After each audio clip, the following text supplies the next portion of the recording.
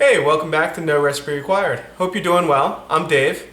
I've shown you how to do a basic brine before. A basic brine is really just water, salt, sugar, maybe a little bit of peppercorn that I use for turkey, chicken, pork, a lot of those white meat, low-fat meats to imbue some flavor and some moisture to the meat. Brines, though, you can be super creative, adding additional flavors and components to it beyond just a few simple ingredients I listed off there. I'm going to go ahead and show you how to spice it up just a little bit with some carrot, onion, garlic, and it's a brine I use for pork chops.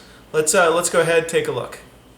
So for our spiced up or flavored brine, I've got a pot on the stove here. I'm just going to add a little bit of olive oil. It's a hot pan. And then I've got some crushed garlic I'm going to add, some onion, and some carrot. If you had other vegetables, especially celery, you want to do like a normal mirepoix, that's absolutely great. You can also add herbs and spices to this. After this cooks down a little bit, I'm going to go ahead and add a little bit of mixture of herb de Provence, which is there's fennel, some thyme, some oregano in there. My goal here is not really to cook these all the way through. You could add them to the brine just like they are. I just like to cook them for maybe 5 minutes or so to break down some of the fibers and start extracting a little bit of the flavor. Once these have cooked for a few minutes, we'll go ahead and make the rest of our brine. So my onion, carrot, and garlic have cooked down now. I've just waited until the onions started getting a little bit translucent. I'm going to go ahead and add about a cup of apple juice. Now I'm using this brine for pork. Apple and pork go really well together.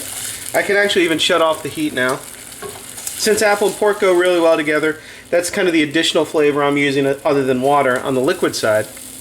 You can use almost anything. You can even put spices, mustard, and things like that in here as well. These are the herbs that I told you about. I'm going to put in maybe half a tablespoon or teaspoon.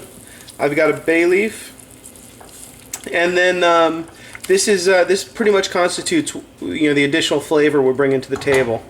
I've also made my normal basic brine with some water, brown sugar, and salt.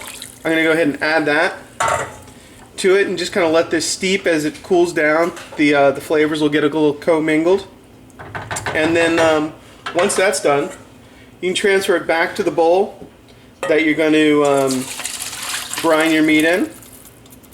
Remember, this is a couple hours later. I've cooled this down.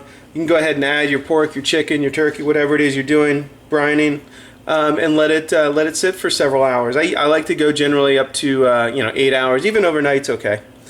That's it. I will see you next time on No Recipe Required.